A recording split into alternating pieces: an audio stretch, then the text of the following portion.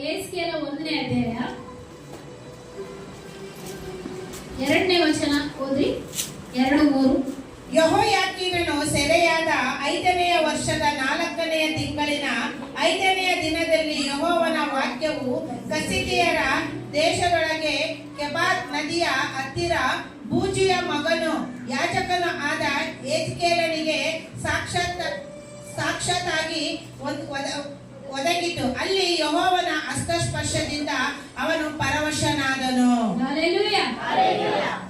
ಇಲ್ಲಿ ಯೆಹೆಜ್ಕೇಲನ ಪ್ರವಾದನೆ ಗ್ರಂಥದಲ್ಲಿ ಆತನ ಹೇಳ್ತಾನೆ, ದೇವರ ಹಸ್ತಸ್ಪರ್ಶದಿಂದ ಪರವಶನಾಗಿ. ಆತನು ಬೂಜಿಯ ಮಗನು, 2ನೇದಾಗಿ ಯಾಜಕನು. ಆತನ ಏನಾಗಿದ್ದಾನೆ ಅಲ್ಲಿದೆ ಯಾಜಕನು, 2ನೇದಾಗಿ ಆತ ಪ್ರವಾದಿ ಕೂಡ. ಏನಾಗಿದ್ದಾನೆ ಪ್ರವಾದಿ. ಆತನ ಹೆಂಡತಿ ಸತ್ತು ಹೋಗ್ತಾಳೆ. ಸತ್ತು ಹೋದ ನಂತರ ದೇವರ ಆತನನ್ನ ತನ್ನ ಸೇವೆಗಾಗಿ ಆರಿಸಲ್ಪಡ್ತಾನೆ. ಯಾರನ್ನ? ಯೆಹೆಜ್ಕೇಲನನ್ನ. ನಾನು ಒಣಗಿದ ತಗ್ಗಿನ ಮಧ್ಯದಲ್ಲಿ ಹಾದು ಹೋಗುವಂತೆ. ಇವತ್ತಿನ ಮೆಸೇಜ್ ಏನಂದ್ರೆ, ಒಣಗಿದ ಎಲುಬುಗಳಿಗೆ ಜೀವ ತುಂಬುವ ದೇವರು. ಒಣಗಿದ ಎಲುಬುಗಳಿಗೆ ಜೀವ ತುಂಬುವ ದೇವರು ನನ್ನ ದೇವರಾಗಿದ್ದಾನೆ.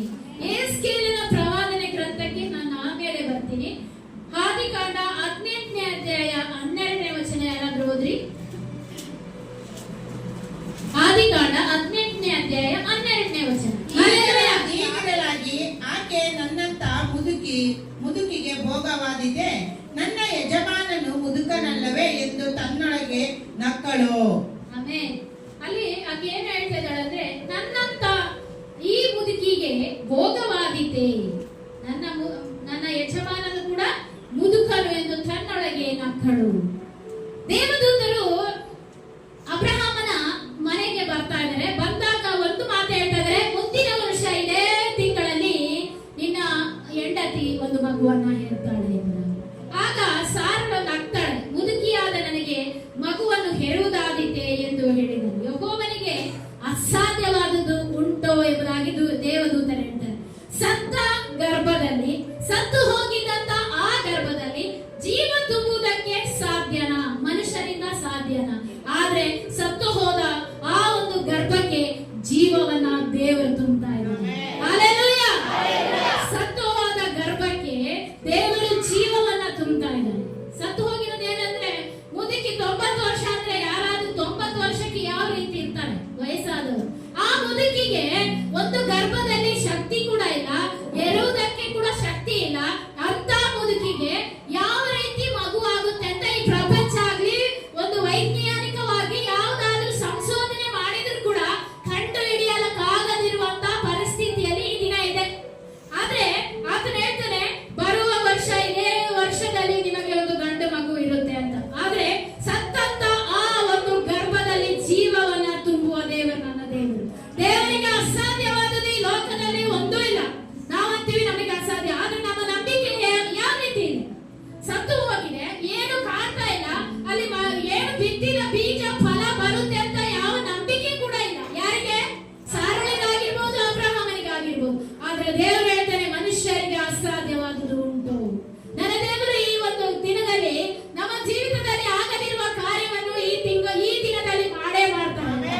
ಆದ್ರಿಂದ ಅಸಾಧ್ಯವಾದುದು ಒಂದೂ ಇಲ್ಲ ನಮ್ಮ ಜೀವನದಲ್ಲಿ. ಮನುಷ್ಯರಿಗೆ ಅಸಾಧ್ಯ, ಈ ಲೋಕಕ್ಕೆ ಅಸಾಧ್ಯ, ವಿಜ್ಞಾನಿಗಳಿಗೆ ಅಸಾಧ್ಯ, ಡಾಕ್ಟರ್ಗಳಿಗೆ ಅಸಾಧ್ಯ, ನನ್ನ ದೇವರಿಗೆ ಸಾಧ್ಯ. ನನ್ನ ಯೇಸು ಅದ್ಭುತ ಮಾಡ್ತಾನೆ. ಆತನಿಗೆ ಅಸಾಧ್ಯವಾದುದು ಒಂದೂ ಇಲ್ಲ. ಆತನಿಗೆ ಎಲ್ಲವೂ ಸಾಧ್ಯ. ಆತನಿಗೆ ಎಲ್ಲವೂ ಸಾಧ್ಯ. ಹಾಗೆ ರೋಮ ಪತ್ರಿಕೆ 4ನೇ ಅಧ್ಯಾಯ 17ರಿಂದ 23 ವಚನದವರೆಗೂ ಹೋದ್ರಿ. ರೋಮ 4ನೇ ಅಧ್ಯಾಯ 17ನೇ ವಚನದಿಂದ 23ನೇ ವಚನದವರೆಗೂ. ನನ್ನನ್ನು ಅನೇಕ ಜನಾಂಗಗಳಿಗೆ ಮೂಲಪಿತೃವಾಗಿ ನೇಮಿಸಿದ್ದೇನೆ ಎಂದು ಶಾಸ್ತ್ರದಲ್ಲಿ ಬರೆದಿರುವ ಪ್ರಕಾರ ಅಬ್ರಹಾಮನು ನಮ್ಮೆಲ್ಲರಿಗೂ ದೇವರ ಸನ್ನಿಧಿಯಲ್ಲಿ ಮೂಲಪಿತೃವಾಗಿದ್ದಾನೆ. ದೇವರು ಸತ್ತವರನ್ನು ಬದುಕಿಸುವವನಾಗಿಯೂ ಇಲ್ಲದನ್ನು ಇರುವುದಾಗಿ ಕರೆಯುವವನಾಗಿಯೂ ಇದ್ದಾನೆಂದು ಅಬ್ರಹಾಮನು ನಂಬಿದನು. ಆಮೇಲೆ ಹೋದ್ರಿ. ಆತನ ಹೇಳ್ತಿದ್ದಾನೆ, ನಾನು ನಿನಗೆ ಅನೇಕ ಜನಾಂಗಗಳಿಗೆ ಮೂಲ ಪಿತೃವಾಗಿ ನೇಮಿಸಿದ್ದೇನೆಂದು ಶಾಸ್ತ್ರದಲ್ಲಿ ಬರೆದಿರುವ ಪ್ರಕಾರ ಅಬ್ರಹಾಮನು ನಮ್ಮೆಲ್ಲರಿಗೂ ದೇವರ ಸನ್ನಿಧಿಯಲ್ಲಿ ಮೂಲ ಪಿತೃವಾಗಿದ್ದಾನೆ. ದೇವರ ಸತ್ತವರನ್ನು ಬದುಕಿಸುವನು. ಏನಾಗಿದ್ದಾನೆ? ದೇವರನ್ನು ಸತ್ತವರನ್ನ ಬದುಕಿ ಆಗುವುದಿಲ್ಲ. ನಮ್ಮ ಜೀವಿತದಲ್ಲಿ ಪ್ರಾರ್ಥನೆ ಮಾಡೋದಾಗಿರ್ಬೋದು, ಆದ್ರೆ ನಮ್ಮ ಜೀವಿತದಲ್ಲಿ ನಂಬೋದಾಗಿರ್ಬೋದು, ಎಲ್ಲವೂ ನಂಬಿಕೆಯಲ್ಲೇ ನಮ್ಮ ಜೀವಿತ ಕಟ್ಟಲ್ಪಟ್ಟಿದೆ. ಇವತ್ತು ನಂಬಿಕೆ ಇಲ್ಲದೆ ಏನನ್ನು ಕೂಡ ನಾವು ಮಾಡಲಿಕ್ಕೆ ಸಾಧ್ಯವಿಲ್ಲ. ಹಲ್ಲೆಲೂಯಾ. ಇದ್ದದನ್ನ ಇಲ್ಲದನ್ನ ಇರುವುದಾಗಿ ಕರೆಯುವನಾಗಿ ಇದ್ದಾನೆಂದು ಅಬ್ರಹಾಮನು ನಂಬಿದ್ದಾನೆ. ಸಾರಳಿಗೂ ಇಲ್ಲಿಗೂ ಕಲೆಕ್ಷನ್ ಇದೆ. ಸಾರಳಿಗೆ ಸತ್ತಂತ ಆ ಗರ್ಭದಲ್ಲಿ ಅವಳು ಹೇಳ್ತಾಳೆ, ಮುದುಕಿಗೆ ಭೋಗವಾದೀತೆ. ಭೋಗವಾದೀತೆ ಅಂದ್ರೆ ನನಗೆ ಮಗು ಎರುವುದಕ್ಕೆ ಸಾಧ್ಯನಾ? ದೇವರ ಮಗು ಆ ಗರ್ಭದಲ್ಲಿ ಶಕ್ತಿಯನ್ನ ತುಂಬಿ ಆ ಗರ್ಭಕ್ಕೆ ಒಂದು ಗರ್ಭದಲ್ಲಿ ಮಗುವನ್ನ ಹುಟ್ಟಿಸುವುದಕ್ಕೆ ದೇವರಿಗೆ ಶಕ್ತಿ ಇದೆ ಅಂದ್ರೆ, ನನ್ನ ನಿನ್ನ ಜೀವಿತದಲ್ಲಿ ಸತ್ತು ಹೋದ ಪ್ರತಿಯೊಂದು ಜಾಗದಲ್ಲಿ ದೇವರು ಅದ್ಭುತ ಮಾಡ್ತಾನೆ. ಯಾವ ಸ್ಥಿತಿಯಲ್ಲಿ ಆಗಿರ್ಬೋದು, ಆ ಸತ್ತ ಜೀವ ತುಂಬುವ ದೇವರು ನಮ್ಮ ದೇವರಾಗಿದ್ದಾರೆ. ನಿನ್ನ ಸಂತಾನವು ನಕ್ಷತ್ರದಷ್ಟಾಗುವುದು ಎಂಬುದಾಗಿ ತನಗೆ ಹೇಳಲ್ಪಟ್ಟ ಮಾತು ನೆರವೇರುತ್ತಾ ತಾನು ಅನೇಕ ಜನಾಂಗಗಳಿಗೆ ಮೂಲ ಪಿತೃವಾಗುವುದೆಂದು ನಂಬಿದನು. ನೋಡಿ, ಆತನ ಯಾಕಂದ್ರೆ ಒಬ್ಬ ಮಗ, ಯಾವ ಮಕ್ಕಳು ಇಲ್ಲ ಅವನಿಗೆ. 90 ವರ್ಷದಲ್ಲಿ ಆತನಿಗೆ ಮಗು ಆಗುತ್ತೆ ಅನ್ನೋದು ಆತನು ಕನಸು ಕೂಡ ಕಂಡಿರಲಿಲ್ಲ. ಆದ್ರೆ ದೇವರು ಹೇಳ್ತಿದ್ದಾರೆ, ನಿನ್ನ ಸಂತಾನವನ್ನು ಆಕಾಶದ ನಕ್ಷತ್ರದಷ್ಟು, ಮರುಡಿನಷ್ಟು, ಉಸುಬಿನಷ್ಟು ಮಾಡುತ್ತೇನೆ ಎಂಬುದಾಗಿ ಹೇಳಿದ ಆ ದೇವರನ್ನು ಆತನು ನಂಬಿದನು. ಏನ್ ಹೇಳಿದ? ನಂಬಿದನು. ಹಲ್ಲೆಲೂಯಾ. ಹಲ್ಲೆಲೂಯಾ. 20ನೇ ವಚನ ಓದ್ರಿ. ದೇವರು ಮಾಡಿದ ವಾಗ್ದಾನದ ವಿಷಯದಲ್ಲಿ ಅವನು ಅಪನಂಬಿಕೆಯಿಂದ ಚಂಚಲ ಚಿತ್ತನಾಗಲಿಲ್ಲ. ಸಾಕು, ಒಂದೇ ಬಂತು. ಆಮೇಲೆ 19ನೇ ವಚನ ಓದ್ರಿ. ಅವನು ಹೆಚ್ಚು ಕಡಿಮೆ 100 ವರ್ಷದವನಾಗಿದ್ದು ತನ್ನ ದೇಹವು ಆಗಲೇ ಮೃದು ಪ್ರಾಯವಾಯಿತೆಂದು, ಸಾರಳಿಗೆ ಗರ್ಭಕಾಲ ಕಳೆದು ಹೋಯಿತೆಂದು ಯೋಚಿಸಿದಾಗ್ಯೂ ಅವನ ನಂಬಿಕೆಯು ಕುಂದಲಿಲ್ಲ. ಆಮೆನ್. ಆಮೆನ್. ನೋಡಿ, ಅದನ್ನ ಹೇಳ್ತಾನೆ, ಅವನು ಹೆಚ್ಚು ಕಡಿಮೆ 100 ವರ್ಷದವನಾದನು. ಯಾರು? ಅಬ್ರಹಾಮ 100 ವರ್ಷದವನು. ಆಕೆ ತನ್ನ ದೇಹದಲ್ಲಿ ಮೃತ್ಯು ಪ್ರಾಯವನ್ನು ಹೊಂದಿತಾ ಇತ್ತೆಂದು, ಸಾರಳಿಗೆ ಗರ್ಭಕಾಲ ಕಳೆದು ಹೋಯಿತೆಂದು ಯೋಚಿಸಿದಾಗ್ಯೂ ಅವನ ನಂಬಿಕೆ ಕುಂದಲಿಲ್ಲ. ಆಮೆನ್. ನಂಬಿಕೆ ಕುಂದಿ ಹೋಗಬಾರದು. ನಮ್ಮ ನಂಬಿಕೆ ಯಾವ ಸ್ಥಿತಿಯಲ್ಲಿದೆ ಅಂತ ನಾವು ಪರೀಕ್ಷೆ ಮಾಡ್ಕೋಬೇಕು. ಯಾವ ಸ್ಥಿತಿಯಲ್ಲಿದೆ ನಂಬಿಕೆ? ಮೊದಲಿದ್ದಂತ ನಂಬಿಕೆ ಈಗಲೂ ಇದೆಯಾ? ನಾವು ಮೊದಲು ನಂಬಿದಾಗ ಇದ್ದಂತ ನಂಬಿಕೆ ಈಗಲೂ ನಮ್ಮ ನಂಬಿಕೆ ಕುಂದಿ ಹೋಗಲಿಲ್ವಾ? ಅಬ್ರಹಾಮನಿಗೆ ವಾಗ್ದಾನ ಮಾಡಿದ ಯಾವಾಗ? 75 ವಯಸ್ಸಿನಲ್ಲಿ. ಆದ್ರೆ 100 ವಯಸ್ಸಿನವರೆಗೂ ಆತನ ನಂಬಿಕೆ ಕುಂದಿ ಹೋಗಲಿಲ್ಲ. ಇವತ್ತು ನಮ್ಮ ನಂಬಿಕೆ ಹೇಗಿದೆ ಅಂದ್ರೆ, ಇವತ್ತು ಕೊಟ್ರೆ ಇವತ್ತೇ ನಂಬಿಕೆ, ಇಲ್ಲ ಅಂದ್ರೆ ನಮ್ಮ ನಂಬಿಕೆ ಕುಂದಿ ಹೋಗುತ್ತೆ. ಆಗಂತ ದೇವರು ಅಬ್ರಹಾಮನ ನಂಬಿಕೆಯನ್ನ ಕುಂದಿ ಹೋಗೋದಕ್ಕೆ ಬಿಡಲಿಲ್ಲ. ಹಲ್ಲೆಲೂಯಾ. ಆತನ ನಂಬಿಕೆಯನ್ನ ವೃದ್ಧಿಗೊಳಿಸಿದ ದೇವರು. ಆತ ನೋಡಿ, ಆ ವಿಷಯದಲ್ಲಿ ಅವನು ಅಪನಂಬಿಕೆಯಿಂದ ಚಂಚಲತ್ವನಾಗಲಿಲ್ಲ. ದೇವರ ಮೇಲೆ ಚಂಚಲತನವಾಗಲಿ ಅಪನಂಬಿಕೆ ಪಡಲಿಲ್ಲ. ನಾವು ಅಪನಂಬಿಕೆ ಪಡ್ತೀವೋ ಇಲ್ವೋ? ಅನೇಕ ಸಾರಿ ನಾವು ಪ್ರಾರ್ಥನೆ ಮಾಡಿರ್ತೀವಿ, ಪ್ರಾರ್ಥನೆ ಫಲ ಸಿಗೋದಿಲ್ಲ. ಅಯ್ಯೋ, ದೇವರು ಕೊಡಲ್ಲ ಬಿಡು. ಎಷ್ಟಂತ ಪ್ರಾರ್ಥನೆ ಮಾಡೋದು, ಎಷ್ಟಂತ ಸಭೆಗೆ ಹೋಗೋದು, ಏನೆಲ್ಲ ಮಾಡೋದು, ಉಪವಾಸ ಮಾಡಿದೀವಿ, ಇವೆಲ್ಲ ಮಾಡಿದೀವಿ, ನಮ್ಮ ನಂಬಿಕೆ ಕುಂದಿ ಹೋಗುತ್ತೆ. ಅಪನಂಬಿಕೆ ಪಡ್ತೇವೆ, ಚಂಚಲನಾಗ್ತೇವೆ. ಹಾಗೆ 21ನೇ ವಚನ ಓದ್ರಿ. ದೇವರನ್ನು ಘನಪಡಿಸುವನಾಗಿ ಆತನು ತನ್ನ ವಾಗ್ದಾನವನ್ನು ನೆರವೇರಿಸುವುದಕ್ಕೆ ಸಮರ್ಥನೆಂದು ಪೂರಾ ಭರವಸೆ ಬಿಟ್ಟು ದೃಢ ನಂಬಿಕೆಯುಳ್ಳವನಾದನು. ಆಮೆನ್. ಆಮೆನ್. ಎಲ್ಲರೂ ಜೋರಾದ ಚಪ್ಪಾಳೆ ತಟ್ಟಿ ದೇವರನ್ನು. ಹಲ್ಲೆಲೂಯಾ. ಆ ವಾಕ್ಯ ಹೇಗಿದೆ ಅಂದ್ರೆ, ದೇವರನ್ನು ಘನಪಡಿಸುವವನಾಗಿ ಆತನು ತನ್ನ ವಾಗ್ದಾನವನ್ನು ನೆರವೇರಿಸುವುದಕ್ಕೆ ಸಾಮರ್ಥ್ಯನೆಂದು ನಂಬಿದನು. ಪೂರ್ತಿ ಭರವಸೆ, ಅರ್ಧ ಅಲ್ಲ. ಈ ಕಡೆ ನಮ್ಮ ಅರ್ಧ ದೇವ್ರ ಮೇಲೆ, ಅರ್ಧ ಮನುಷ್ಯರ ಮೇಲೆ ಇರಲಿಲ್ಲ. ಆತನ ಇಟ್ಟಿದ್ದು ಪೂರ ನಂಬಿಕೆ. ಆತನ ಹೇಳ್ತಿದ್ದಾನೆ, ಆ ವಾಗ್ದಾನವನ್ನು ನೆರವೇರಿಸುವುದಕ್ಕೆ ಸಾಮರ್ಥ್ಯನೆಂದು ಪೂರ್ತಿ ಭರವಸೆ ಇಟ್ಟನು. ಯಾರ ಮೇಲೆ? ನಮ್ಮ ನಂಬಿಕೆ ಹೇಗಿದೆ? ನಮ್ಮ ನಂಬಿಕೆ ಈಗ ಹೇಗಿದೆ? ಪೂರ್ತಿ ದೇವರ ಮೇಲೆ ಇದೆಯಾ ಅಥವಾ ಮನುಷ್ಯನ ಮೇಲೆ? ಅಲ್ಲ, ಆಸ್ತಿ ಮೇಲೆ ಇದೆಯಾ, ನಮ್ಮ ಅಂತಸ್ತಿನ ಮೇಲೆ ಇದೆಯಾ, ಅಥವಾ ನಮ್ಮ ಕೆಲಸದ ಮೇಲೆ ನಮ್ಮ ನಂಬಿಕೆ ಇದೆಯಾ? ನನ್ನ ಕೆಲಸದ ಮೇಲೆ ನಂಬಿಕೆ ಇದೆಯಾ ಅಥವಾ ಪೂರ್ತಿ ದೇವರ ಮೇಲೆ ನಂಬಿಕೆ ಇಟ್ಟಿದ್ದೀವಿ? ನಮ್ಮ ನಂಬಿಕೆ ಹೇಗಿದೆ? ಅಬ್ರಹಾಮನ ನಂಬಿದ ನಂಬಿಕೆ ಒಂದು ಚೂರು ಕದಲಲಿಲ್ಲ, ಕುಂದಿ ಹೋಗಲಿಲ್ಲ, ಚಂಚಲ ಚಿತ್ತನಾಗಲಿಲ್ಲ. ಆತನ ನಂಬಿಕೆ, ಆತನ ಚಂಚಲನಾಗಲಿಲ್ಲ, ಅಪನಂಬಿಕೆ ಪಡಲಿಲ್ಲ, ಪೂರ್ತಿ ದೇವರ ಮೇಲೆ ಭರವಸೆ ಇಟ್ಟ. ಆತನನ್ನೇ ಘನಪಡಿಸುವನಾಗಿ ಆತನ ವಾಗ್ದಾನವನ್ನು ನೆರವೇರಿಸುವ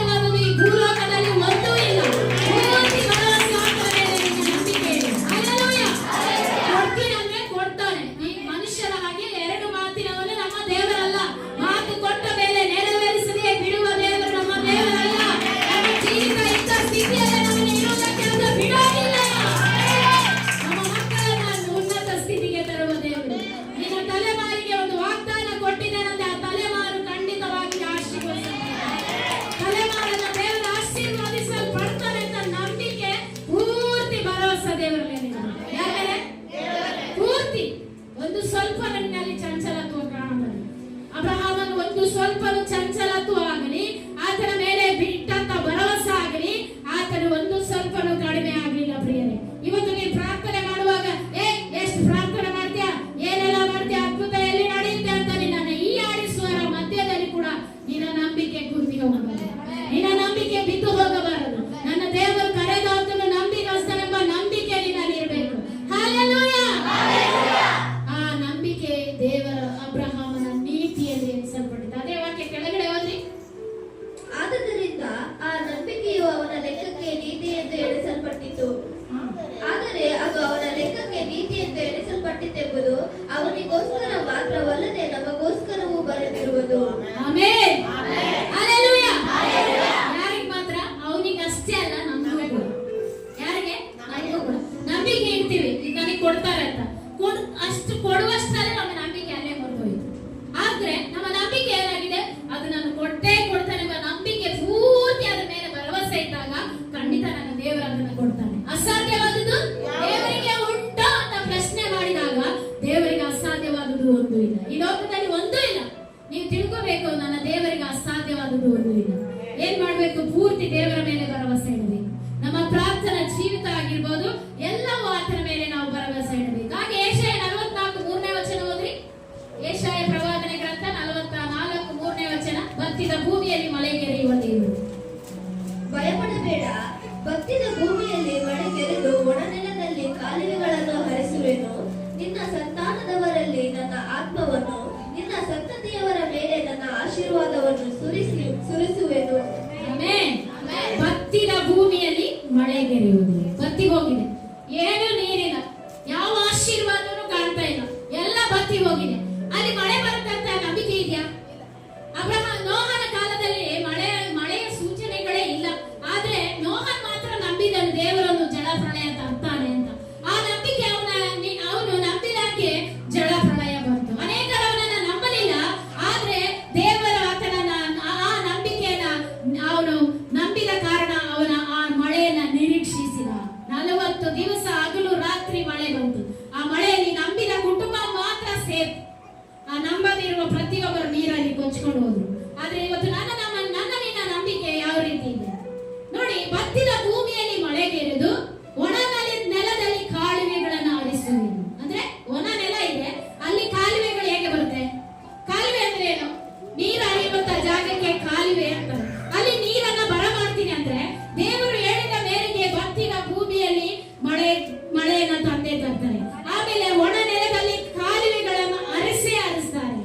ಆಮೇಲೆ ನನ್ನ ಸಂತತಿಯ ಮೇಲೆ ಆತ್ಮವು ಯಾವಾಗಲೂ ನೆಲೆಯಾಗಿರುತ್ತೆ. ನಾವು ನನ್ನ ಸಂತತಿ ಮೇಲೆ ನನ್ನ ಆತ್ಮವನ್ನು ದೇವರು ನಿಲ್ಲಿಸ್ತಾನೆ ಎಂಬುದಾಗಿ ಪೂರ್ತಿ ಭರವಸೆ ಇಡಬೇಕು. ದೇವರ ಮೇಲೆ ಪೂರ್ತಿ ಭರವಸೆ ಇಟ್ಟಾಗ ನಮ್ಮ ದೇವರು ನಮ್ಮನ್ನ ಕೈ ಬಿಡುವ ದೇವರಲ್ಲ.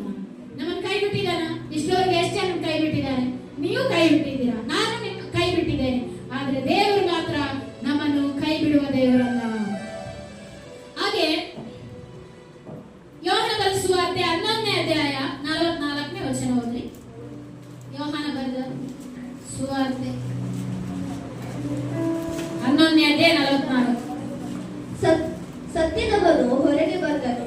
ಅವನ ಕೈಕಾಲುಗಳು ಬಟ್ಟೆಗಳಿಂದ ಕಟ್ಟಿದ್ದವು. ಅವನ ಮುಖವು ಕೈಪಾವಣದಿಂದ ಸುತ್ತಿತ್ತು. ಯೇಸು ಅವರಿಗೆ ಅವರನ್ನು ಬಿಚ್ಚಿರಿ ಹೋಗಲಿ ಎಂದು ಹೇಳಿದನು. ಆಮೆನ್. ಅಲ್ಲಿ ಲಾಜರನು ಸತ್ತಿದ್ದಾನೆ. ಲಾಜರನು ಸತ್ತಿ ಎಷ್ಟು ದಿನ ಆಯ್ತು?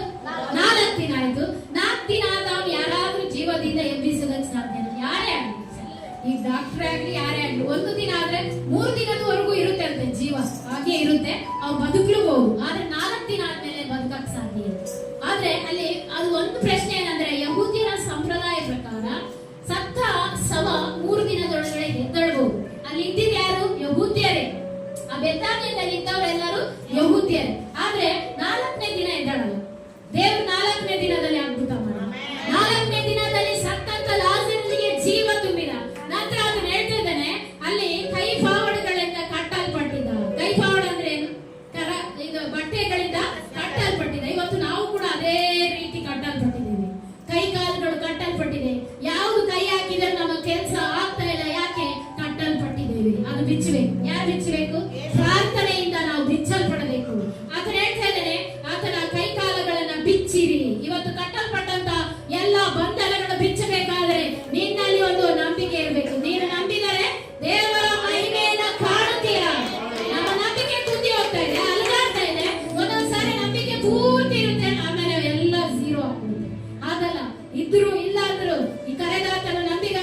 ದೇವರು ಇವತ್ತಲ್ಲ ನಾಳೆ ಕೊಡ್ತಾನೆ ಎಂಬ ನಂಬಿಕೆ ಪೂರ್ತಿ ದೇವರಲ್ಲಿ ನಮ್ಮ ಭರವಸೆ ಇಡಬೇಕು.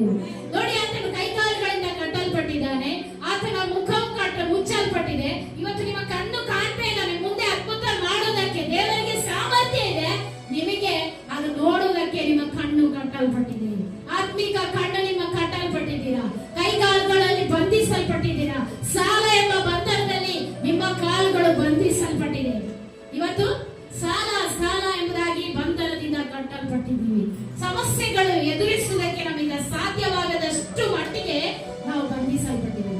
Hallelujah, hallelujah. ಈಗ 37ನೇ ಅಧ್ಯಾಯಕ್ಕೆ ಬರೋಣ.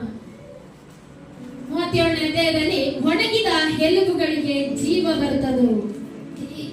ಯೆಹೆಜ್ಕೇಲನನ್ನ ಎಲುಬುಗಳ ಮಧ್ಯದ ತಗ್ಗಿನ ಬಳಿಗೆ ಕರ್ಕೊಂಡು ಬಂದು, ಇಗೋ ತಗ್ಗಿನ ಮೇಲೆಲ್ಲ ತೀರಾ ಒಣಗಿದ ಎಲುಬುಗಳು, ತಗ್ಗಿನ ಮೇಲೆಲ್ಲ ತೀರಾ ಒಣಗಿದ ಎಲುಬುಗಳು ಲೆಕ್ಕವಿಲ್ಲದಷ್ಟು ಬಿದ್ದಿದ್ದವು. ಆತನು ನನ್ನನ್ನು, ನರಪುತ್ರನೇ, ಈ ಎಲುಬುಗಳಿಗೆ ಜೀವ ಬರಬಹುದು ಎಂದು ಕೇಳಲು, ನಾನು ಕರ್ತನಾದ ಯೆಹೋವನೇ ನೀನೇ ಬಲ್ಲೆ ಎಂದು ಉತ್ತರ ಕೊಟ್ಟನು. ತಗ್ಗು ಎಲ್ಲ ಒಣಗಿದೆ, ತುಂಬಾ ಒಣಗಿದ ಎಲುಬುಗಳ ಮಧ್ಯದಲ್ಲಿ ಯೆಹೆಜ್ಕೇಲನನ್ನ ಕರ್ಕೊಂಡು ಹೋಗ್ತಾನೆ. ಕರ್ಕೊಂಡು ಹೋಗಿ ಎಲ್ಲ ನೋಡಿ ಹೇಳ್ತಾ ಇದ್ದಾರೆ, ಈ ಒಂದು ಎಲುಬುಗಳಿಗೆ ಜೀವ ಬರ್ತದೆ ಅಂತ. ಹಾಗಾದ್ರೆ ನಾವಾದ್ರೆ ಎಲ್ಲ ಎಲುಬಿದೆ, ಅದರಲ್ಲಿ ಜೀವ ಬರುತ್ತೆ ಸ್ವಾಮಿ, ಜೀವನ ಬರಲ್ಲ, ಏನು ಬರಲ್ಲ, ಅದು ಆಗಲ್ಲ ಬಿಡಿ ಸ್ವಾಮಿ ಅಂತ ನಾವು ವಾಪಸ್ ಕರ್ಕೊಂಡು ಬರ್ತಾ ಇದ್ದೀವಿ. ಆದ್ರೆ ಕರ್ತನಾದ ಯೆಹೋವನೇ ನೀನೇ ಬಲ್ಲೆ. Hallelujah, hallelujah. ಕರ್ತನಾದ ಯೆಹೋವನೇ ನೀನೇ ಬಲ್ಲೆ. ಅದನ್ನ ಹೇಳ್ತಾ ಇದ್ದಾನೆ. ಆ ಎಲುಬು ಅಂದ್ರೆ ಇಸ್ರಾಯೇಲರು ತಮ್ಮ ಜೀವಿತದಿಂದ ಯೆಹೋಯಾಕೀಮನ ಕಾಲದಲ್ಲಿ ಪಾಪ ಮಾಡಿ ಎಲ್ಲರೂ ಸತ್ತು ಹೋದರು. ಸತ್ತು ಹೋದ ಸಮಯದಲ್ಲಿ ಅವರ ಎಲುಬುಗಳು ಮಾತ್ರ ತಗ್ಗಿನಲ್ಲಿದೆ. ಎಲ್ಲಿದೆ? ತಗ್ಗಿನಲ್ಲಿದೆ. ಆದ್ರೂ ದೇವರು ಅವರನ್ನ ಕೈ ಬಿಡಲಿಲ್ಲ. ಕರ್ತನಾದ ಯೆಹೋವನ ಅವರನ್ನ ಕರ್ಕೊಂಡು ಹೋಗಿ ಅಲ್ಲಿ ಹೇಳ್ತಾ ಇದ್ದಾನೆ, ಯೆಹೆಜ್ಕೇಲನೇ, ಇದಕ್ಕೆ ಜೀವ ಬರಬಹುದು. ಹಲ್ಲೆಲೂಯಾ. ನಮ್ಮ ಸತ್ತ ಸ್ಥಿತಿಯಲ್ಲಿ ನಮ್ಮ ಆತ್ಮಿಕ ಜೀವಿತ ಇದೆ. ನೀವು ಅನ್ಕೋಬಹುದು ನನ್ನ ಆತ್ಮಿಕ ಜೀವಿತ ಚೆನ್ನಾಗಿದೆ ಅಂತ. ಸತ್ತ ಸ್ಥಿತಿಯಲ್ಲಿ ಈ ದಿನ ಒಣಗಿದ ಅವಸ್ಥೆಯಲ್ಲಿ ನನ್ನ ನಿನ್ನ ಆತ್ಮಿಕ ಜೀವಿತ ಇದೆ. ಆ ಜೀವಿತಕ್ಕೆ ದೇವರು ಜೀವ ತುಂಬಬೇಕಂದ್ರೆ ನಮ್ಮ ಶ್ರದ್ಧೆ ದೇವರ ಕಡೆ ಇರಬೇಕು. ಆ ಕಡೆ ಈ ಕಡೆ ಅಲ್ಲ, ನಮ್ಮ ಶ್ರದ್ಧೆ ದೇವರ ಕಡೆ. ಪ್ರಾರ್ಥನಾ ಜೀವಿತದಲ್ಲಿ ಸತ್ತು ಹೋಗಿದ್ದೇವೆ, ಆತ್ಮಿಕ ಸ್ಥಿತಿಯಲ್ಲಿ ಸತ್ತು ಹೋಗಿದ್ದೇವೆ. ಒಣಗಿದ ಎಲುಬಿಗೆ ನಾನು ನೀನು ಸಮಾನವಾಗಿದೆ. ನಮ್ಮ ನಂಬಿಕೆ ಸತ್ತು ಹೋಗಿದೆ, ನಮ್ಮ ನಿರೀಕ್ಷೆ ಸತ್ತು ಹೋಗಿದೆ. ನಮ್ಮೆಲ್ಲ ಜೀವಿತ ಇವತ್ತು ಸತ್ತ ಸ್ಥಿತಿಯಲ್ಲಿದೆ. ಇದಕ್ಕೆ ದೇವರು ಎಚ್ಚರಿಸ್ತಾ ಇದ್ದಾನೆ. ನರಪುತ್ರರೇ, ನುಡಿ ಎಂಬುದಾಗಿ ದೇವರು ಯೆಹೆಜ್ಕೇಲನಿಗೆ ಹೇಳ್ತಾ ಇದ್ದಾನೆ. ಹಾಗೆ ಅದನ್ನ ಓದ್ಕೊಂಡು ಬನ್ನಿ. 4ನೇ ಆತನು ನನ್ನನ್ನು, ನರಪುತ್ರನೇ, ಎಲುಬುಗಳಿಗೆ ಜೀವವು ಬರಬಹುದೋ ಎಂದು ಕೇಳಲು, ನಾನು ಕರ್ತನಾದ ಯೆಹೋವನೇ ನೀನೇ ಬಲ್ಲೆ ಎಂದು ಉತ್ತರ ಕೊಟ್ಟೆನು. ಆಗ ಆತನು ನನಗೆ ಹೀಗೆ ಅಪ್ಪಣೆ ಮಾಡಿದನು, ನೀನು ಎಲುಬುಗಳ ಮೇಲೆ ಧ್ವನಿಯನ್ನು ಹರಡಿ ಅದಕ್ಕೆ ಈ ದೈವೋಕ್ತಿಯನ್ನು ನುಡಿ. ಒಣಗಿದ ಎಲುಬುಗಳೇ, ಯೆಹೋವನ ವಾಕ್ಯವನ್ನು ಕೇಳಿರಿ. ಕರ್ತನಾದ ಯೆಹೋವನು ನಿಮಗೆ ಹೀಗೆ ಹೇಳುತ್ತಾನೆ, ಇಗೋ ನಾನು ನಿಮ್ಮೊಳಗೆ ಶ್ವಾಸವನ್ನು ಓದಿಸುವೆನು, ನೀವು ಬದುಕುವಿರಿ. ನಾನು ನಿಮ್ಮ ಮೇಲೆ ನರಗಳನ್ನು ಹಬ್ಬಿಸಿ ಮಾಂಸವನ್ನು ಹರಡಿ ಚರ್ಮವನ್ನು ಒದಿಸಿ ನಿಮ್ಮಲ್ಲಿ ಶ್ವಾಸವನ್ನು ತುಂಬುವೆನು. ಆಗ ನೀವು ಬದುಕಿ ನಾನೇ ಯೆಹೋವನು ಎಂದು ತಿಳುಕೊಳ್ಳುವಿರಿ. ಆಮೆನ್. ದೇವರ ವಾಕ್ಯಕ್ಕೆ ಹೇಳ್ತಾ ಇದ್ದಾನೆ, ಒಣಗಿದ ಎಲುಬುಗಳೇ, ಯೆಹೋವನ ವಾಕ್ಯವನ್ನ ಕೇಳಿರಿ. ಇವತ್ತು ನಮ್ಮ ಜೀವಿತ, ಆತ್ಮಿಕ ಜೀವಿತ ಯಾವ ಮಟ್ಟದಲ್ಲಿದೆ ಅಂತ ನೀವು ಅಳತೆ ಮಾಡಿ ನೋಡಿ. ನಿಮ್ಮ ಜೀವಿತವನ್ನು ನೀವೇ ಅಳತೆ ಮಾಡ್ರಿ. ನನ್ನ ಆತ್ಮಿಕ ಜೀವಿತ ಹೇಗೆ ಇದೆ, ಪ್ರಾರ್ಥನಾ ಜೀವಿತ ಹೇಗೆ ಇದೆ, ಆತ್ಮಿಕ ಜೀವಿತದಲ್ಲಿ ನಾನು ಮುಂದುವರಿತಾ ಇದ್ದೀನಾ ಅಥವಾ ಪ್ರಾರ್ಥನಾ ಜೀವಿತ ಅಷ್ಟರ ಮಟ್ಟಿಗೆ ಇದೆಯಾ? ಯೆಹೆಜ್ಕೇಲನಿಗೆ ಹೇಳ್ತಾ ಇದ್ದಾನೆ, ನೀನು ನುಡಿ ಅಂದ ತಕ್ಷಣ, ಯೆಹೆಜ್ಕೇಲನು ನುಡಿದ ತಕ್ಷಣ ಜೀವ ಬಂತಂದ್ರೆ ಇವತ್ತು ನಾನು ನೀನು ನುಡಿದ ಮಾತ್ರದಿಂದ ಜೀವ ಬರಬಹುದಾ? ನಮ್ಮ ನಾವು ಪರೀಕ್ಷೆ ಮಾಡೋಣ. Hallelujah, hallelujah, hallelujah. ನೋಡಿ, ಜೀವ ಸತ್ತು ಹೋಗಿದೆ ನಮ್ಮ ಜೀವಿತ. ಪ್ರಾರ್ಥನೆ ಹೇಳಿ, ಎದೆಗೆ ಕೈ ಇಟ್ಕೊಂಡು ಹೇಳಿ, ನನ್ನ ಜೀವಿತ ನಿಜವಾಗ್ಲೂ ಆತ್ಮಿಕವಾಗಿ ನಾನು ಪೂರ್ತಿ ನಾನು ಧೈರ್ಯ ಉಳ್ಳವಳಾಗಿದ್ದೇನೆ ಅನ್ನೋದಕ್ಕೆ ಸಾಧ್ಯ ಇಲ್ಲ. ನಮ್ಮ ಆತ್ಮಿಕ ಜೀವಿತ ಹದಗೆಟ್ಟು ಹೋಗಿದೆ. ಆತ್ಮಿಕ ಜೀವಿತದಲ್ಲಿ ಒಂದು ಶಕ್ತಿ ಇಲ್ಲ. ದೇವರು ಹೇಳ್ತಾ ಇದ್ದಾರೆ, ನೀನು ನುಡಿ ಅಂತ, ವಾಕ್ಯ ನುಡಿ ಅಂತ ಹೇಳಿದಾಗ, ಯೆಹೆಜ್ಕೇಲನು ನುಡಿದಾಗ ಟಕನೆ ಒಂದೊಂದು ಜೋಡಣೆ ಆಯಿತು. ಇವತ್ತು ನಿನ್ನ ಪ್ರಾರ್ಥನಾ ಜೀವಿತ ಸತ್ತು ಹೋಗಿದೆ. ಆ ಜೀವ, ಆ ಪ್ರಾರ್ಥನಾ ಜೀವಿತಕ್ಕೆ ನುಡಿ, ಯೇಸುವೇ ನನ್ನ ಪ್ರಾರ್ಥನಾ ಜೀವಿತನ ವೃದ್ಧಿಗೊಳಿಸು.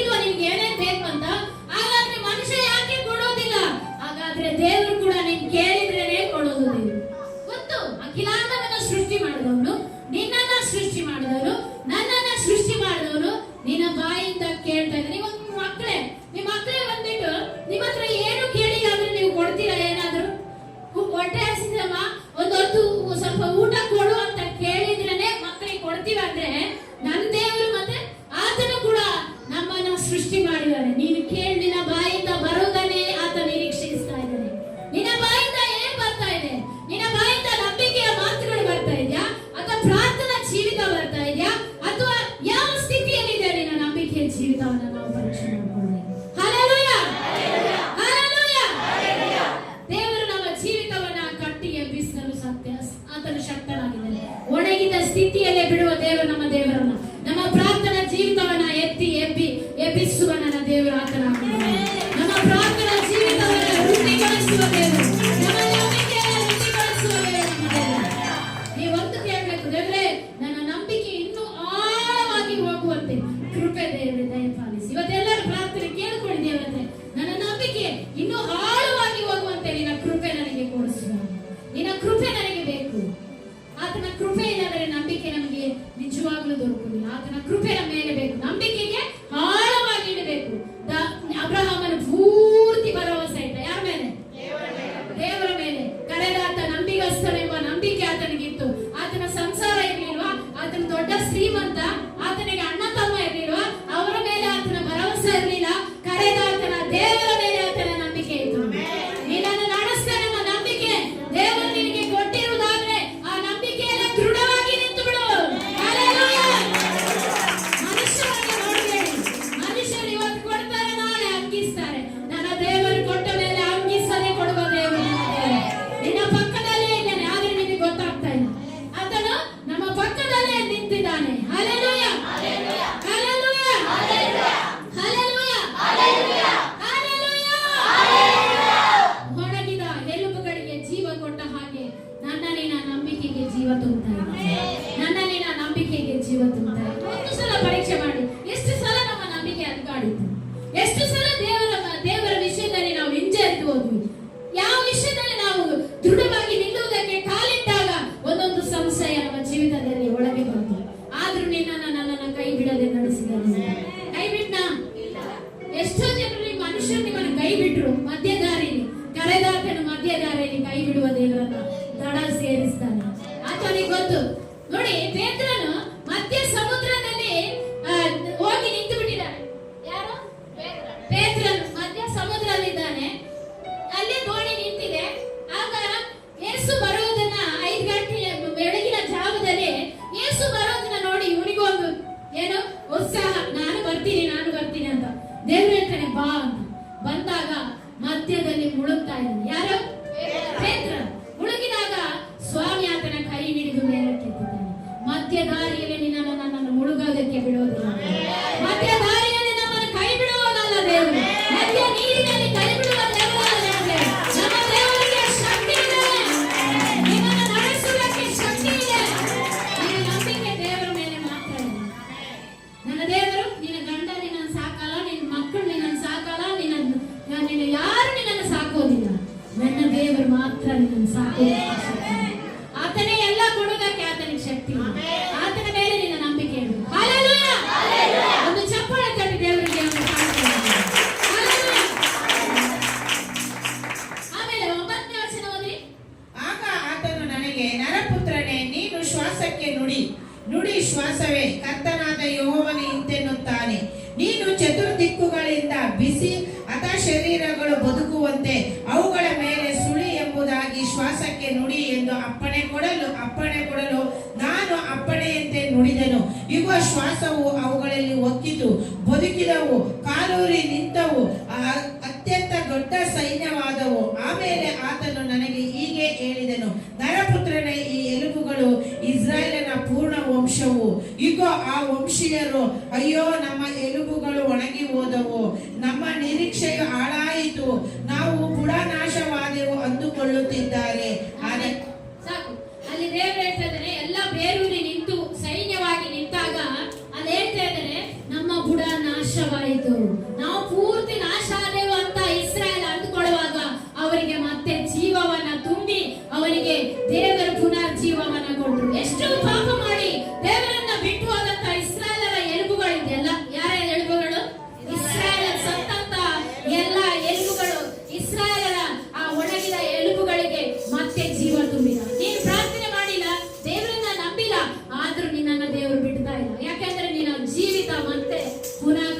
ಎಂಬುದಾಗಿ ಆತನ ಇಷ್ಟ. ನಿನ್ನನ್ನು ಪುನಃ ಕೈ ಬಿಡುವುದಕ್ಕೆ ಅಲ್ಲ ಕರೆದಿರೋದು, ಪುನಃ ಕಟ್ಟಿ ಎಬ್ಬಿಸುವುದಕ್ಕೆ. ನಿನ್ನ ಪ್ರಾರ್ಥನಾ ಜೀವಿತವನ್ನು ಕಟ್ಟಿ ಎಬ್ಬಿಸುವುದಕ್ಕಾಗಿ, ನಿನ್ನ ಬಿತ್ತುವಾದ ಜೀವಿತವನ್ನು ಕಟ್ಟಿ ಎಬ್ಬಿಸುವುದಕ್ಕಾಗಿ. ನೀನು ಅನ್ಕೊಳ್ತೀಯ ನಾನು ಆಶಾವಾದೆ, ನನಗೆ ಯಾರು ಕೈ ಹಿಡಿದು ನಡೆಸುವವರಿಲ್ಲ ಅಂತ. ಕೈ ಹಿಡಿಯುವುದಕ್ಕೆ ಒಬ್ಬನಿದ್ದಾನೆ, ಆತನೇ ನಜರೇತಿನ ಯೇಸು. ಆತನೇ ನಿನ್ನ ನನ್ನ ಮಧ್ಯದಲ್ಲಿ ತಿರುಗಾಡುತ್ತಿರುವ ಆತನು. ಆತ ನಿಮ್ಮನ್ನು ಕೈ ಚಾಚಿ ಕರೆಯುತ್ತಾ ಇದ್ದಾನೆ. ನಿನ್ನನ್ನು ಕೈ ಎತ್ತಿ ಮೇಲಕ್ಕೆ ನಡೆಸುವುದಕ್ಕೆ ಆತನು ಶಕ್ತಿ ಇದೆ. ಆತನಿಗೆ ಅಸಾಧ್ಯವಾಗುವುದು ಒಂದೂ ಇಲ್ಲ. ಇವತ್ತು ನೀವು ನಂಬಿಕೆಯಲ್ಲಿ ನನ್ನ ಜೀವಿತದಲ್ಲಿ ಒಂದು ದಿನ ನಾನು ಮೇಲಕ್ಕೆ ಬರ್ತೀನಿ ಎಂಬ ನಂಬಿಕೆ ನೀನು ಇಡಬೇಕಷ್ಟೇ. ನನ್ನನ್ನು ಇದೇ ರೀತಿಯಲ್ಲಿ ಇದ್ದ ಸ್ಥಿತಿಯಲ್ಲಿ, ಸತ್ತ ಸ್ಥಿತಿಯಲ್ಲಿ ನನ್ನನ್ನು ಇಡೋದಿಲ್ಲ. ನನ್ನ ದೇವರು ಒಂದು ದಿನ ನನ್ನನ್ನು ಮೇಲೆತ್ತಾರೆ. ನಾನು ಒಂದಿನ ಜೀವ ಸ್ವರೂಪನಾದ ದೇವರ ಸನ್ನಿಧಾನದಲ್ಲಿ ಎದ್ದು ನಿಲ್ತೇನೆಂಬ ನಂಬಿಕೆ ನನ್ನಲ್ಲಿ ನೀನಲ್ಲಿ ಬರಬೇಕಷ್ಟೇ. ಬಂದ್ರೆ ಆ ಜೀವ ತುಂಬುವುದಕ್ಕೆ ದೇವರಿಗೆ ಶಕ್ತಿ ಇದೆ. ನಿನ್ನಲ್ಲಿ ನಂಬಿಕೆ ಇದ್ರೆ ಶಕ್ತಿ ತುಂಬುವುದಕ್ಕೆ ದೇವರಲ್ಲಿ ಶಕ್ತಿ ಇದೆ. ಆದ್ರೆ ನಿನ್ನ ನಂಬಿಕೆಯನ್ನ ಇವತ್ತು ಕೇಳ್ತಾ ಇದ್ದೀನಿ. ಯಾವ ರೀತಿ ಇದೆಯಾ ನನ್ನ ನಂಬಿಕೆ? ಸತ್ತು ಹೋಗಿದ್ಯಾ? ಪೂರ್ತಿ ಒಣಗಿದ ಅವಸ್ಥೆಯಲ್ಲಿ ಇದೆಯಾ? ಎಲುಬುಗಳಿಗೆ ಜೀವ ಬರುತ್ತಾ ಇಲ್ಲವ ಅಂತ ನೀನು ಅಂದ್ಕೊಂಡಿದ್ಯಾ? ಆದ್ರೆ ನಿನ್ನ ಜೀವಿತವನ್ನ ಕಟ್ಟಿ ಎಬ್ಬಿಸ್ತಾನೆ. ಇವತ್ತು ಕುಡುಕತನದಲ್ಲಿ ಸತ್ತು ಹೋಗಿದ್ಯಾ? ಆ ಜೀವಿತದಿಂದ ಹೊರಗಡೆ ಬಂದರೆ ಮತ್ತೆ ಅದಕ್ಕೆ ಜೀವ ತುಂಬುವುದಕ್ಕೆ ದೇವರು ನನ್ನ ದೇವರು. ಇವತ್ತು ನೀನು ಸಾಲದಲ್ಲಿ ಸತ್ತು ಹೋಗಿದ್ಯಾ? ಆ ಸಾಲದಿಂದ ಹೊರಗಡೆ ತರುವುದಕ್ಕೆ ನನ್ನ ದೇವರಿಗೆ ಶಕ್ತಿ ಇದೆ. ನಿನ್ನ ನಂಬಿಕೆ ಯಾವ ರೀತಿಯಲ್ಲಿದೆ ಅದನ್ನ ಪರೀಕ್ಷೆ ಮಾಡಿಕೊಳ್ಳಿ. ಅದರಿಂದ ಮೇಲೆ ಬರುವುದಕ್ಕೆ ನನ್ನ ದೇವರು ನನ್ನನ್ನು ನಡೆಸ್ತಾನೆ ಎಂಬ ನಂಬಿಕೆ ನಿಮ್ಮಲ್ಲಿ ಇದೆ. ನನ್ನ ವಿದ್ಯಾಭ್ಯಾಸ ಇಲ್ಲಿಗೆ ಮುಗೀತು, ನಾನು ಮೇಲಕ್ಕೆ ಬರುವುದಿಲ್ಲ ಅಂತ ನೀನು ಅಂದ್ಕೊಂಡಿರ್ಬೋದು. ಪೂರ ಭರವಸೆ ದೇವರ ಮೇಲೆ ಇಟ್ಟಾಗ ಆ ವಿದ್ಯಾಭ್ಯಾಸವನ್ನು ತಟ್ಟಿ ಮೇಲೆ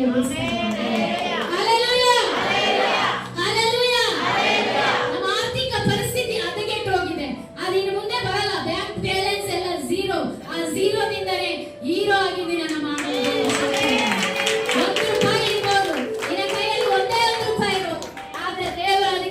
ಲಕ್ಷಗಟ್ಟಲೆ ದೇವರ ಹಣವನ್ನು ಕೂಡಿಸುವುದಕ್ಕೆ. ನಿನ್ನ ನಂಬಿಕೆ ಯಾವ ರೀತಿ? ನಿನ್ನ ಆರ್ಥಿಕ ಪರಿಸ್ಥಿತಿ ಹದಗೆಟ್ಟು ಹೋಗಿರ್ಬೋದು. ನಿನ್ನ ಕೈಯಲ್ಲಿ ₹1 ಇನ್ನೊಬ್ಬರಿಗೆ ಕೊಡುವುದಕ್ಕಾಗಿ ನಿನ್ನ ಮನೆ ನಡೆಸುವುದಕ್ಕೆ ನಿನಗೆ ಶಕ್ತಿ ಇರಬಹುದು. ದೇವರಿಗೆ ಸಾಧ್ಯ. ಏನು ಇಲ್ಲದ ಜಾಗದಲ್ಲೇ ಇರುವ ಹಾಗೆ ಮಾಡಿದ ನನ್ನ ದೇವರಾದ್ರೆ ಇಲ್ಲದ ಸ್ಥಿತಿಯಲ್ಲಿ ಕೂಡ ನಿಮ್ಮನ್ನ ಮೇಲಕ್ಕೆ ತರುವುದಕ್ಕೆ ದೇವರಿಗೆ ಶಕ್ತಿ ಇದೆ. ಆದ್ಮೇಲೆ ನೀನೇನ್ ಹೇಳ್ಬೇಕು? ನನ್ನ ಕೈಯಲ್ಲಿ ಇಷ್ಟೇ ಇರೋದಂದ್ರೆ ಅದಕ್ಕೆ ಜೀವ ತುಂಬುವುದಕ್ಕೆ ನನ್ನ ದೇವರಿಗೆ ಶಕ್ತಿ ಇದೆ. ಯಾರ ಕೈಯಲ್ಲಿ ಕೊಡ್ಬೇಕಂದ್ರೆ ದೇವರ ಕರಗಳಲ್ಲಿ ಒಪ್ಪಿಸಿ ಕೊಡ್ಬೇಕು. 5 ರೊಟ್ಟಿ 2 ಮೀನು ಒಂದು ಹುಡುಗನಲ್ಲಿ ಮಾತ್ರ ಇತ್ತು. ಆದ್ರೆ ತಂದು ಕೊಟ್ಟಿದ್ದು ಯಾರ ಕೈಗೆ? ಏಸಪ್ಪನ ಕೈ ಕೊಟ್ಟಾಗ ಎಷ್ಟಾಯ್ತು? 5,000 ಜನಕ್ಕೆ ಊಟ ಹಾಕಿ 12 ಬುಟ್ಟಿ ತುಂಬುವಂತೆ ಮಾಡಿದ ದೇವರಾದ್ಮೇಲೆ ನೀನು ಯಾರ ಕೈಯಲ್ಲಿ ಕೊಡ್ಬೇಕು? ದೇವರ ಕೈಯಲ್ಲಿ ಕೊಟ್ಟು ಮೊಣಕಾಲೂರಿ ಪ್ರಾರ್ಥನೆ ಮಾಡು. ದೇವರೇ, ಇಷ್ಟೇ ಇರೋದು ಈ ಹಣ, ಅದನ್ನ ವೃದ್ಧಿ ಮಾಡಲು ನಿನಗೆ ಶಕ್ತಿ ಇದೆ. 100 ಲಕ್ಷ ಅಲ್ಲ, 1000 ಲಕ್ಷ ಅಲ್ಲ, ಲಕ್ಷ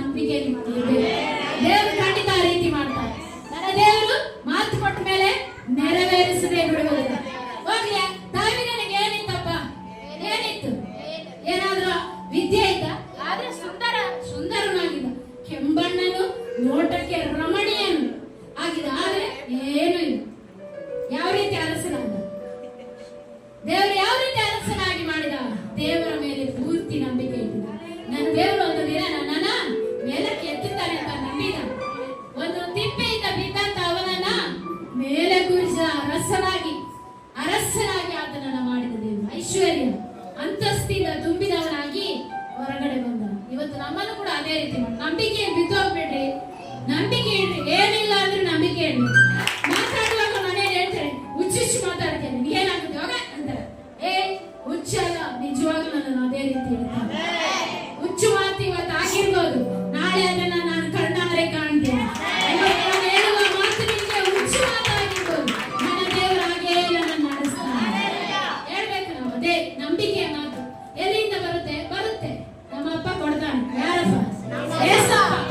ನಮ್ಮಪ್ಪ ಏಸಪ್ಪ ಕೊಡ್ತಾರೆ. ಆಮೇಲೆ ಬಿದ್ದು ಹೋದ ಸಂಬಂಧಗಳು. ಇವತ್ತು ನಿಮ್ಮನ್ನ ಮಾತಾಡಿಸಲ್ಲ, ಯಾರ ಸಂಬಂಧಗಳು ನಿಮ್ಮನ್ನ ನೋಡಿದ್ರೆ ಆಗಲ್ಲ. ಒಂದಿನ ಬಿದ್ದು ಹೋದ ಸಂಬಂಧನ ತಿಂಡಿ ಕಟ್ತಾರೆ. ಬಿದ್ದು ಹೋದ ಸಂಬಂಧಗಳು ತಿಂಡಿ ಕಟ್ತಾರೆ. ಬಿದ್ದು ಹೋದ ಜೀವಿತವನ್ನು ತಿಂಡಿ ಕಟ್ತಾರೆ. ಬರ್ಲೇಬೇಕು. ಎಲ್ಲಿಗೆ? ಸಂಬಂಧಗಳು ಯಾವತ್ತೂ ಬಿದ್ದು ಹೋಗೋದಿಲ್ಲ. ಇವತ್ತು ಅವ್ರು ದೂರ ಆಗಿರ್ಬೋದು, ಏನೋ ಕಾರಣನೋ ಏನೋ ಗೊತ್ತಿಲ್ಲ, ನಿಮ್ಮಿಂದನೋ ಅಥವಾ ಅವರಿಂದನೋ. ಆದ್ರೆ ಸಂಬಂಧಗಳು ಯಾವತ್ತು ದೇವರು ಕಟ್ಟಿ ಎಬ್ಬಿಸುವುದು. ಸಂಬಂಧಗಳನ್ನು ಮರೆತು ಬಿಡುವ ದೇವರು ನಮ್ಮ ದೇವರು. ಸಂಬಂಧಗಳನ್ನ ಕಟ್ಟಿ ಎಬ್ಬಿಸುವ ದೇವರು ನಮ್ಮ ದೇವರು. ಆಮೇಲೆ ನಮ್ಮ ಭಕ್ತಿ ಬಿದ್ದೋಗಿದ್ಯಾ? ಇವತ್ತು ಭಕ್ತಿ, ಅಯ್ಯೋ ತುಂಬಾ ಪ್ರಾರ್ಥನೆ ಮಾಡ್ತೇನೆ, ಇವತ್ತು ನನಗೆ ಭಕ್ತಿನೇ ಬರ್ತಾ ಇಲ್ಲ. ನಿಮ್ಮ ಭಕ್ತಿಯನ್ನ ದೇವರು ಕಟ್ಟಿ ಎಬ್ಬಿಸ್ತಾರೆ. ಬಿದ್ದೋದ ಭಕ್ತಿಯನ್ನ ಮತ್ತೆ ತಿರುಗಿ ಕಟ್ತಾರೆ. ಬಿದ್ದೋದ ನಿಮ್ಮ ಆತ್ಮಿಕ ಜೀವಿತವನ್ನ ಕಟ್ಟಿ ಎಬ್ಬಿಸ್ತಾರೆ. ಬಿದ್ದೋದಂತಹ ನಿಮ್ಮ ಒಂದು ಸ್ಥಿತಿಗತಿಗಳನ್ನ ದೇವರು ಕಟ್ಟಿ ಎಬ್ಬಿಸ್ತಾರೆ. ಹಲ್ಲೆಲೂಯಾ. ಬಿದ್ದೋದ ಪ್ರಾರ್ಥನೆ ಹೃದಯ ತರಳದಿಂದ ನಾನು ನೀನು ಮಾಡುವ ಪ್ರಾರ್ಥನೆಯನ್ನು ದೇವರಿಗೆ ನೀನು ಪ್ರಾರ್ಥನೆ ಮಾಡಿ ನೋಡು, ಬದಲಾಗದ ಸ್ಥಿತಿಗತಿಗಳೇ ಇಲ್ಲ. ಇವತ್ತು ಬೆಳಗ್ಗೆ ಎದ್ದು ಮತ್ತೆ ನಾವು ಚರ್ಚಿಗೆ ಬಂದಿವಿ. ಏನ್ ಬಂದ್ವಿ? ಏನಕ್ಕೆ ಬಂದ್ವಿ? ಪ್ರಾರ್ಥನೆ ಮಾಡ್ಬೇಕಲ್ಲ.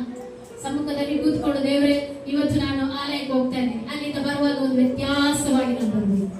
ಬೇಡಿದ್ರೆ ಯಾವತ್ತು ಸಭೆಗೆ ಬಂದ್ರಿ, ಏನಕ್ಕೆ ಬಂದ್ರಿ? ನಾನೊಂದು ವ್ಯತ್ಯಾಸವಾಗಿ ಬರಬೇಕು. ವ್ಯತ್ಯಾಸವಾದ ನಂಬಿಕೆಯಿಂದ ನಾನು ಹೊರಗಡೆ ಬರಬೇಕು. ದೇವರು ಇದ್ದ ನಂಬಿಕೆಯಲ್ಲಿ ನಾನು ಬರಬಾರ್ದು. ಇವತ್ತೊಂದು ವ್ಯತ್ಯಾಸವಾದ ಅನುಭವ, ವ್ಯತ್ಯಾಸವಾದ ಪ್ರಾರ್ಥನೆ ಜೀವಿತ, ವ್ಯತ್ಯಾಸವಾದ ಭಕ್ತಿ ಭಯದಲ್ಲಿ ನಾನು ಈ ದಿನ ಬರಬೇಕು. ಇದನ್ನ ಬೇಡ್ಕೊಂಡು ಬರ್ರಿ ದೇವರ ಹತ್ರ. ಬರುವಾಗ ದೇವರ ಸನ್ನಿಧಾನದಲ್ಲಿ ಏನೋ ಒಂದು ಕಲಿಸ್ತಾನೆ ದೇವರು.